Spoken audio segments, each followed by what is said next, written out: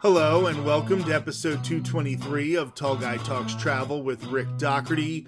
Of course, I am your host, Rick Doherty. On the show today, I'll be joined by my good friend and co-host Maz to talk about something that's been bothering her for months. With Epic Universe officially opening later this month, and as we get ready to talk about all of the amazing new attractions, a lot of us are still struggling with the increased exposure and, more importantly, money that is being funneled to JK Rowling with a Harry Potter section in the new theme park. As JK Rowling continues to attack trans women and other members of the LGBTQ+ community, some of us are having a harder time accepting that we could be contributing to her hateful lifestyle. Today, we'll talk through some of those concerns. Before we get started, this is a good time to remind everyone that Alicia Stella, who has also provided some of the best coverage of Epic Universe that is out there, will be doing her annual Pride Month fundraiser for the Trevor Project in June. She has already opened the link for 2025. If you're looking for something to do for the LGBTQ+ community in this difficult time, go to give.thetrevorproject.org/parkstop. If you are struggling to figure out how you can make a positive impact, this is one way. Right now, let's get things started. Thanks for being here, Maz. Thanks for having me. So we are going to talk about something that I believe is probably going to be not controversial, because by this point, I think if you're listening to us, you at least have some sort of capacity for empathy. And I don't think we're going to deal with too many people who are going to be defending JK Rowling. Now, there may be people who are able to separate the art from the artist in different ways than we're able to do it. But I think with Epic Universe on the horizon here, and we're starting to see videos of media people, team members, annual pass holders, we're really starting to see a lot from Epic Universe, and we're going to be talking about it a lot over the next few weeks. But as they ramp up Epic Universe, JK Rowling has certainly ramped up her garbage humanness. One way to put it, yeah. This is something that is obviously a bigger deal for you, because these books, these movies were a big part of your youth. I never was a Harry Potter fan, so it didn't really impact me, except for what I like about the theme parks when she started to act like this. So why don't you just tell me a little bit about what it's like to be somebody who's been a fan for so long, and then this is what ended up happening to her. I mean, I guess in a word, it would be disappointing. Because, like you said, I've been a fan, honestly, as long as I can remember. Like, I got the books for my 5th birthday, and they were part of, like, me learning to read. Like, my dad would read me the book at night, and then afterward, I would go back and try to, like, reread it, like, puzzle out all the words. And so, like, that was a big formative part of my life. And, you know, remember all the movies coming out, going to premieres, the excitement of just, this fantasy world was so cool. And then to kind of have the author turn around and say, actually, um, all these themes in my book about like love and found family and like finding where you fit in and being true to yourself. I don't believe any of that. And also, I'm going to take it one step further and actively persecute people with the money I've made from this franchise, um, is upsetting. And it also, I think, it makes you look back at the franchise with a more critical eye. Um, I think in the past it was easy to be like, well, of course the books have flaws. They're children's books, they're not going to be perfect. And now, as she gets more and more aggressively garbage, um, you go through and you go, oh, actually, wait, this this is a problem. This part of the book is actually a red flag that we all kind of skipped over. And now it's like, oh yeah, no, she's not a good person. Um, and it's hard. It's hard to take apart that franchise, that world. It's hard to essentially say goodbye to something that's been, a big part of your fan culture for decades. So I've never really had to deal with this to the extent that you've had to deal with it. Wade Boggs, my childhood hero, is baseball player. Every once in a while on Twitter, he'll like or share something that's a little offensive. But honestly, even though his political opinions don't align with mine, he's still a pretty good guy. Like, he survived cancer, so he goes and likes people's posts who survived cancer. Like, there's still a sense of empathy to him, even though we might disagree on politics.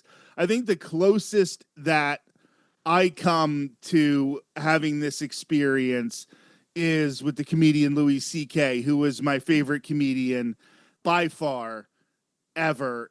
He was brilliant. And I think that it's not a matter of, like people would say, cancel culture. It's not a matter of even, being quote unquote woke. It's, if I had known that that's how Louis C.K. was behaving, those jokes wouldn't have been funny. Right. The jokes are only funny if he's actually a good person who has the self-awareness to make those jokes. When you go back and look, even though he's got the timing and, the structural aspect of stand-up comedy, he's still one of the best to ever do it. The jokes themselves now don't hit the same way because he is such a garbage person. And then he sort of steered into the skid like JK Rowling. After this happens, you can make one of two decisions, and it is to try to make amends, or it is to just go all in with the Bill Maher's and the people who will say anything, and the Russell Brands and those people. And what I don't like is when somebody like J.K. Rowling has definitely joined that whole wing. When you talk about the actual themes of the book, so that's sort of what I meant with the Louis C.K. comparison. Those books meant something to you because of those themes. So how do you still enjoy these things? We went to Wizarding World recently together. Do you still have the ability to separate some, or are you losing that? I feel like I'm losing it more and more. I feel like a couple years ago, it was still a lot easier to separate the art from the artist and say, oh, this is, as fans, we have some ownership of like the culture we create from this franchise. And like she shouldn't get to take ownership of that. And there are a lot of fans who still believe that. And I'm not trying to take that away from anyone ever. I mean, I don't want to tell people what to do. But for me personally, I'm having a harder time just engaging with it in general. Um, I think because it's so clear that anytime she profits from this, she's using that to hurt people actively. And for me, I feel like engaging with it, keeping it relevant, helps, you know, keep it in the current culture, which is how you get things like this Warner Brothers TV show that's happening on Max.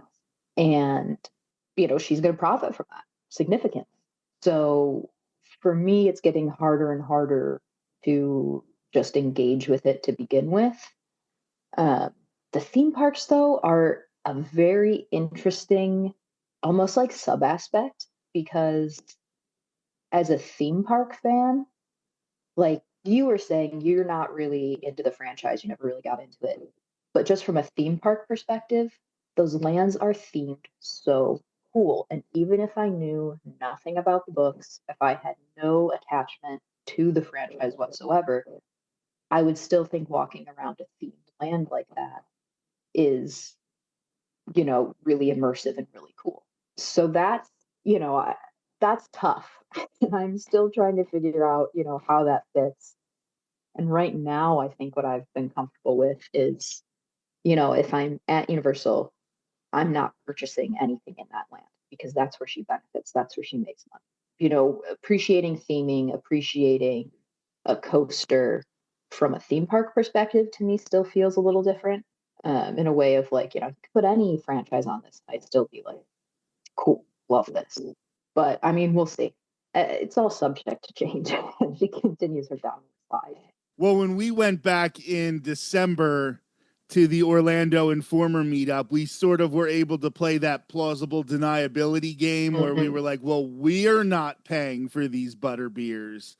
So we could almost trick ourselves into feeling like we were doing the right thing and still getting to try all the butter beers and enjoy the show. But I think for you, this is starting to get to the point where she continues to double down, and it's getting harder and harder to say, like, this isn't hurting our trans friends. I mean, recently she went after asexual people on Asexual Visibility Day.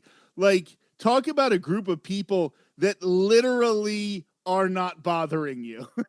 Right. Like that's what I mean. It's like she continues to propagate harm against people who, obviously it goes for the trans community as well. They're not harming people. You know what I mean? Like it's the same thing. Like there's no harm happening, especially to her. And she just keeps expanding that bubble of marginalized groups she's going after. And I don't really see it stopping anytime soon. Like you said, going after asexual people on like the visibility day was unhinged in a word. And then how hard she doubled down on it and made it clear that she was really ignorant of asexuality in general, but still felt that she had a right to attack people.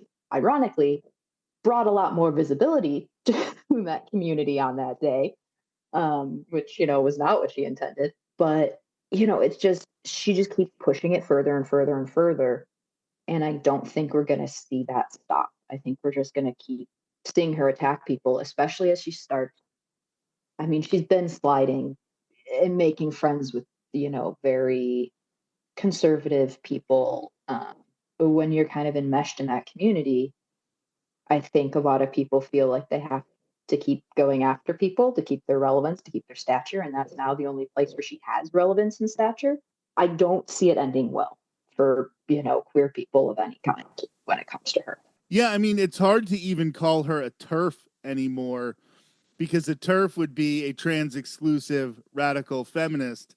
And once you start going after asexual people, you're really starting to eliminate any chance of calling yourself a feminist at this point. And I did not want to insinuate that trans people bothered other people. The joke I was basically making is you're literally going after the one group who is the least invasive into other people's way of life. Right. Like literally bothering no one.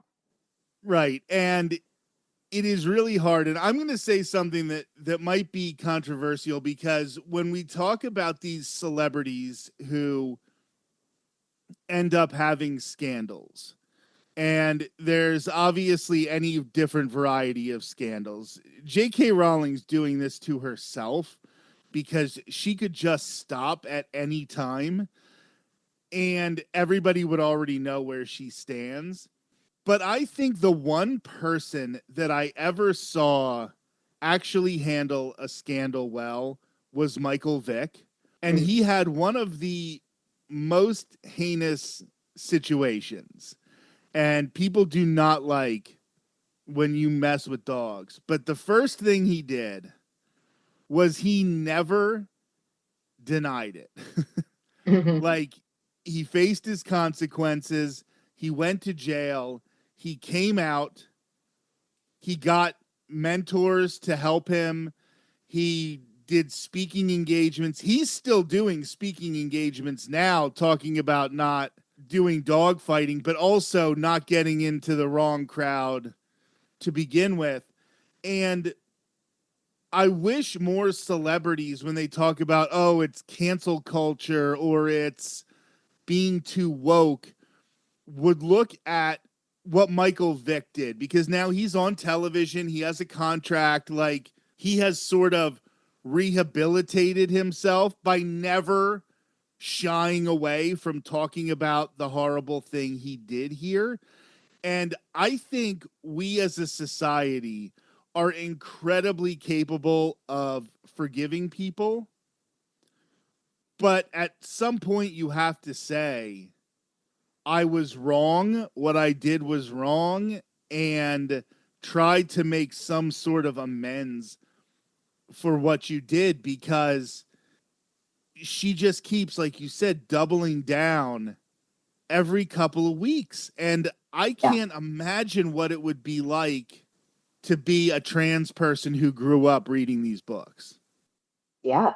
I mean, like a gut punch, right? To have something like that. I don't know. I just feel like you were saying, cancel culture. It's not so much cancel culture as it is accountability culture. And like Michael Vick took accountability for his actions and was able to move forward. And she is not taking any accountability for any of the harm caused. Except, actually, I take that back. She's taking accountability for it in a very celebratory, hooray, I hurt people kind of way, which is the opposite of what we need. I feel like for all the kids who looked up to her at one point, and, myself included, I was, a kid who loved fantasy worlds, didn't always fit in, and found, a home with these stories. To have that person just kind of repeatedly reveal to you that they're actually the bad guy of the story isn't a fun experience, for sure. And it would be very easy for us to keep this focused on tweets and things that she has just said online. And those things are bad enough. But she is actually using the money that she makes. So the money that she is getting from this series on, what is it, on Max? Yeah. Yeah, the new series that hasn't filmed yet is on Max, but all her movies, I think, are on Max. The money that she's going to make from Epic Universe and all the money that she continues to make from the other Universal parks, she is spending this money to try to harm trans people and other queer people. And you have just a couple examples. And this kind of blew my mind. Like, I didn't realize that she was actively using the money that she makes to try to harm people. Yeah, just recently there was a case in Scotland that essentially ruled that trans women aren't women, which we all know is not true. And the people who brought that case to court, very anti-trans group, that JK Rowling donated £70,000, I think it was, to their cause, so they were able to help fund this mission. That now, I mean, there's a very direct line between she makes this money, she turns around and channels this money into a court case or whatever to hurt people, and now they won. So now people are actively going to be harmed, partially because of her money that she put into that to be able to fund it. And that's, it's hard to look at that and say, I'm okay giving her any money when this is what she clearly intends to keep doing. And it's ironic. I mean, the hypocrisy meter for some of these people is obviously broken because they just can't see it at all. But she also spent a ton of money trying to keep Scotland from breaking away from the United Kingdom. So all Yeah, of a sudden she likes Scottish people again, right? right. She also, I mean, there's also the blatant hypocrisy of the gall of her to say that trans women aren't women and they're people, cosplaying as women for a selfish gain. For her, she believes that, you know, everyone who's trans is out to hurt someone. And that's like her core belief, which is wrong on so many levels. But so she's like, oh, everyone who's trans is pretending to be someone they're not, trick people for their own personal gain. And if we think about it, JK Rowling goes by JK Rowling to trick people into thinking she was a man so her book would sell better. And then when she was successful and popular because of that, she doubled down and chose a second male pseudonym to go by for her second set of books that's not Harry Potter related. So she's the only one here pretending to be someone she's not for her own personal gain. And she has the gall to turn around and be like, oh, people shouldn't be allowed to do that. Well, what are you No, doing? I mean, you're preaching to the choir here, Mass. It just blows my mind. I also feel like a lot of people call her a turf. This is just me ranting. I'm sorry. I'll be quick. She's not a feminist, so you can't use turf to apply to her. She is in no way a feminist. You can't be a feminist and support celebrities who have abused women like she's done. Like she was very vocal about like she bought Johnny Depp's island and his yacht. She's like sent abusers flowers and like very publicly sided with them.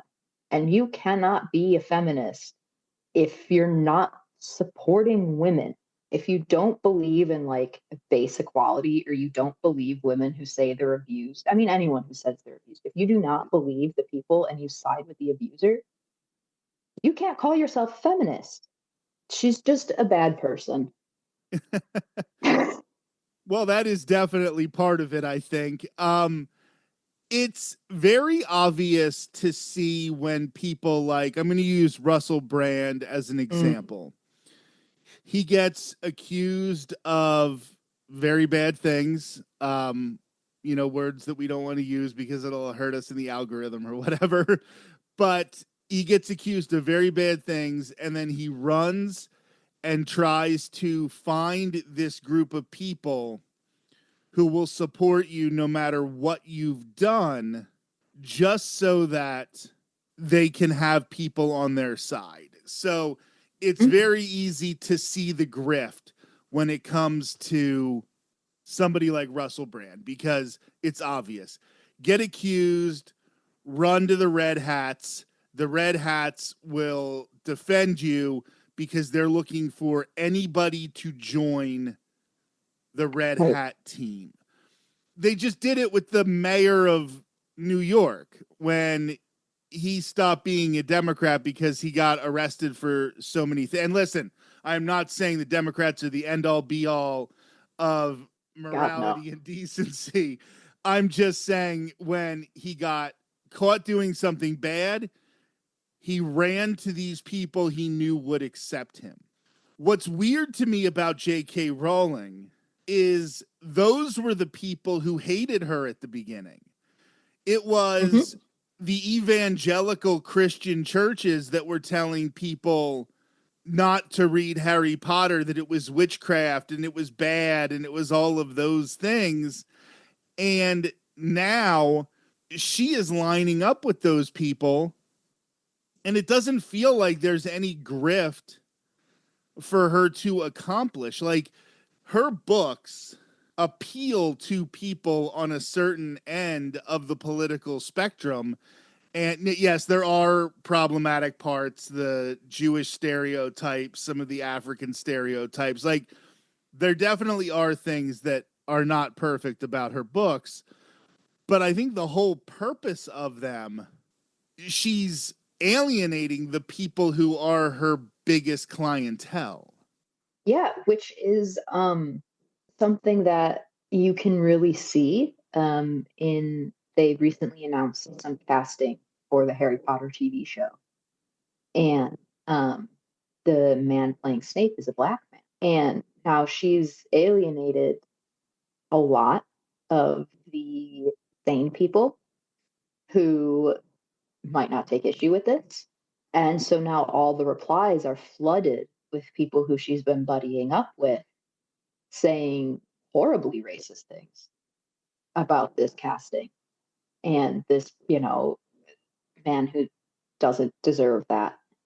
And it's just very interesting that this is the crew that she's decided to align herself with over and over. And now, she's not going to learn, but it's just very interesting seeing how it's not like there's solidarity there. They'll turn on her like that if they have a cause to. And they have no problem being hateful to someone who, has apparently decided that she wants to work super hard to get in their good graces.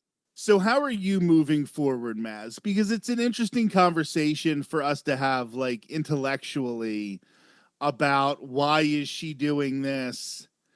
Who is it harming? And all of those conversations are important. But what I wanted to sort of cover here and get off our chest before this new theme park opens is it's going to be in the back of all of our minds.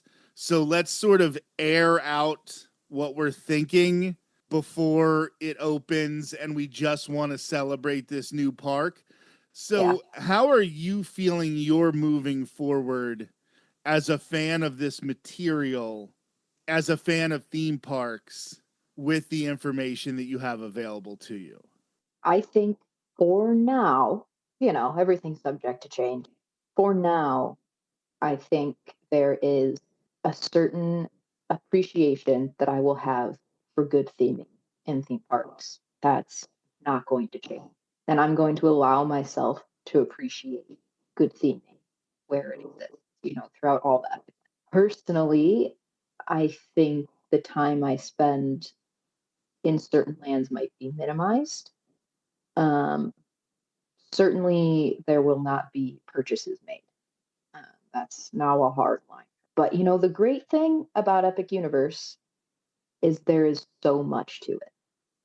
And, to end on a positive, there are so many incredible things about Epic Universe that I don't think me saying, well, I'm going to spend less time interacting with this is really going to impact any visits significantly because those lands look incredible. And there will be so many other incredibly immersive, well themed lands to enjoy and explore and find, the nooks and crannies and all the details and everything. So I'm looking forward to that. I'm trying to focus on that aspect of it.